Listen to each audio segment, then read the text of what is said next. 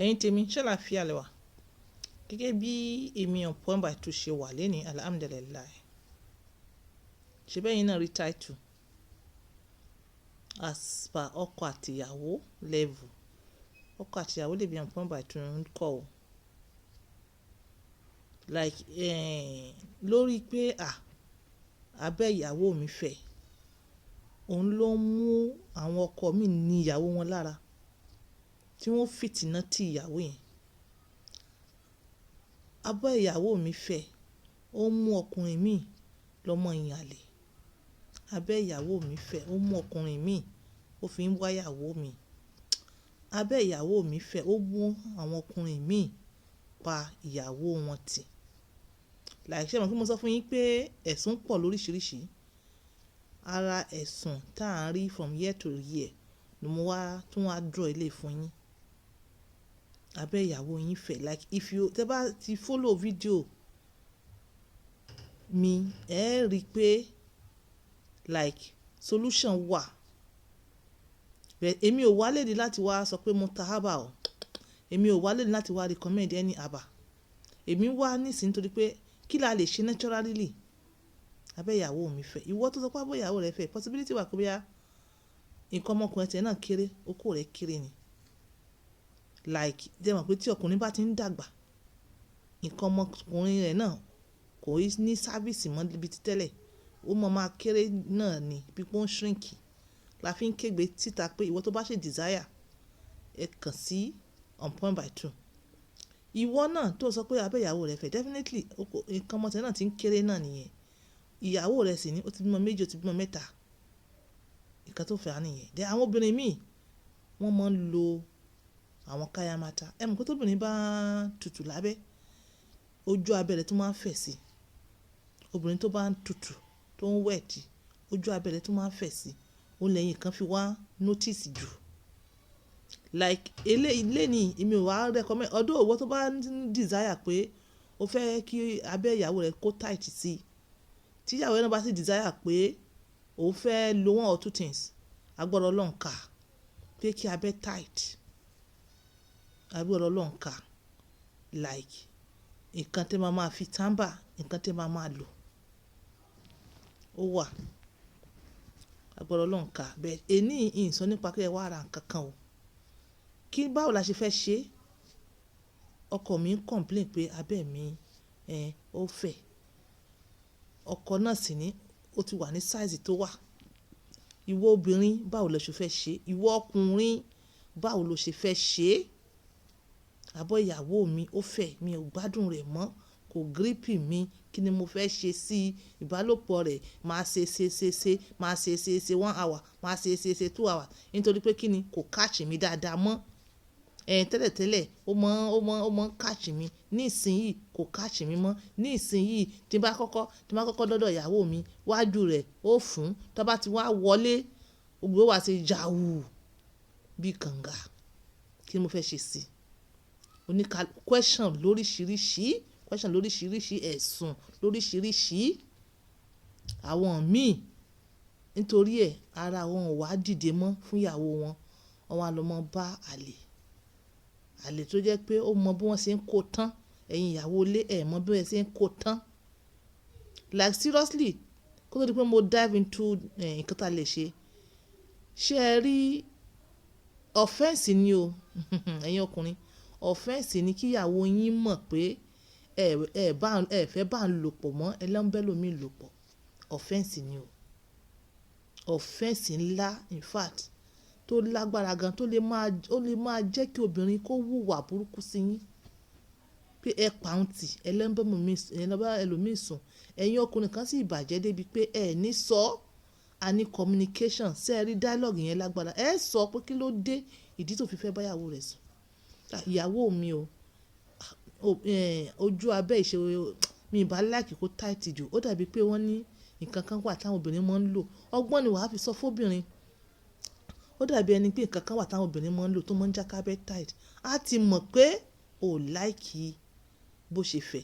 A ti rí ọkùnrin kan lẹ́lẹ́ bíbà tó sọ fún ìyàwó rẹ̀ pé àwọn ọkùnrin a máa ń like nǹkan mọ́ tight. Àwọn ọkùnrin ọgbọ́n ló fi sọ. Àwọn ọkùnrin a máa ń like nǹkan mọ́ tight. kọ́mọ sí kàkàkàkàkà àwọn ọkùnrin kan láìkí irú ẹ̀ ó ti mọ̀ pé irú nǹkan tí ọkọ ń fẹ́ leléyìí ọ̀rọ̀ ti ń pọ̀ jù nísìn. Okay, ìwọ tọkọ rẹ bá ti ń kọ́ tó bá ti ń ṣe bẹ́ẹ̀ natural thing la fẹ́ kọ́ra wa kọ́ra wa ní wá mú nǹkan báyìí wá lo it's not about báyìí about techniques thing ọ̀nà méjì ọ̀nà mẹ́ta techniques ẹ̀yin ọkùnrin máa ṣe ẹ̀yin obìnrin náà.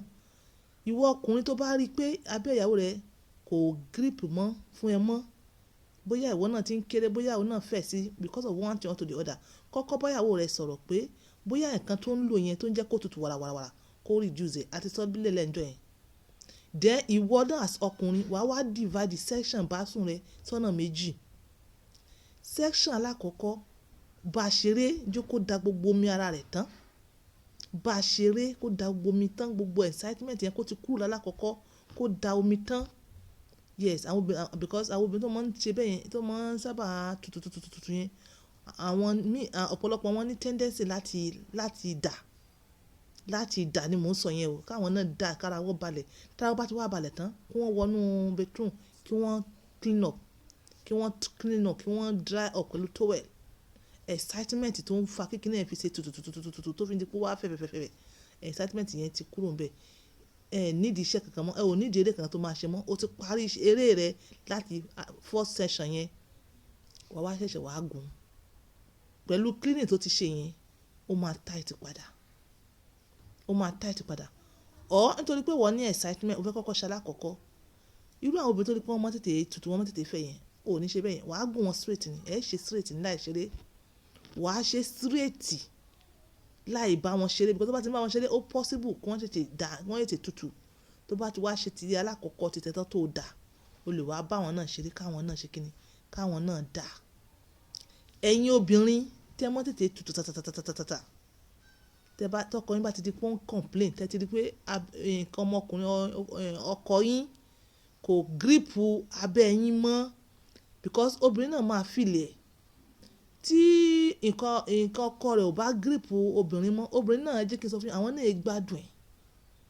Ìwọ tó dẹ̀ ti rí bẹ́ẹ̀ excitement ìwọ obìnrin kò gbọ́dọ̀ pọ̀ jù ìwọ tó wá ti rí pé nǹkan ọmọkùnrin ọkọ rẹ̀ ó kéré abẹ́rẹ́ ó ti ń ṣò ó dẹ̀ ti rí pé ọkọ rẹ̀ ó ti ń rújú pọ̀ ó ti ń complain ó ti ń pẹ́pẹ́pẹ́ unusually torí pé kí ni nǹkan tiẹ̀ ò grip ẹ̀ mọ́ kill excitement yẹ tó bá ti pé tí wàá gùn ẹ̀ yẹn ó ti gùn ẹ̀ straight tó bẹ́ẹ̀ ṣeré yẹn excitement yẹ kill ẹ̀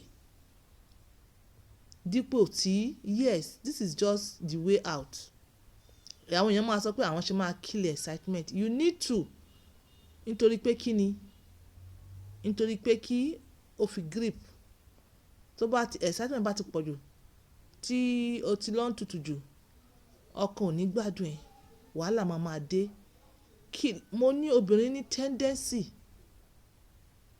láti kill excitement is about training it is about pé gbogbo nǹkan tẹ́ ń dà jẹ yẹn ìwọ tó bá ti rí pé o ní abẹ́ tó mọ́ ń ṣe gbagada àbí nítorí pé o mọ́ sábà wà excited jù kill excitement yẹn nǹkan tó máa ń jẹ́ kẹ́yìn obìnrin wà excited jù òun nìkan